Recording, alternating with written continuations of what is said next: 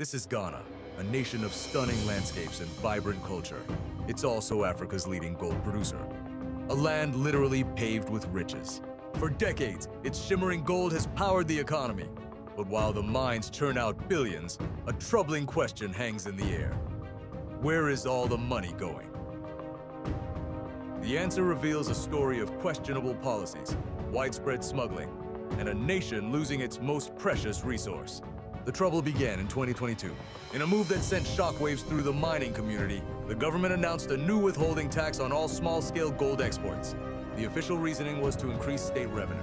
However, for the thousands of artisanal miners who form the backbone of the industry, this tax was seen as a devastating blow to their already thin profit margins.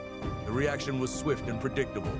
Frustration and anger rippled through the mining towns, as miners, who already felt neglected by the state, now faced a policy that threatened their very livelihoods. Consequently, official gold exports, which had been a reliable source of foreign exchange, began to plummet. A graph showing the numbers would depict a steep, alarming dive, signaling that the gold hadn't stopped flowing. It had just disappeared from the official records, what the government failed to collect in taxes. Criminal networks were more than happy to seize in illicit profits. An enormous smuggling crisis erupted. Under the cover of darkness, clandestine meetings took place in remote locations. Gold, now more valuable than ever on the black market, was quietly consolidated and prepared for a long journey. Smugglers established sophisticated routes, moving the precious metal across Ghana's porous borders into neighboring Togo and Benin. From there, it was flown to its final destination, the glittering gold markets of Dubai in the United Arab Emirates. The scale of this operation is staggering.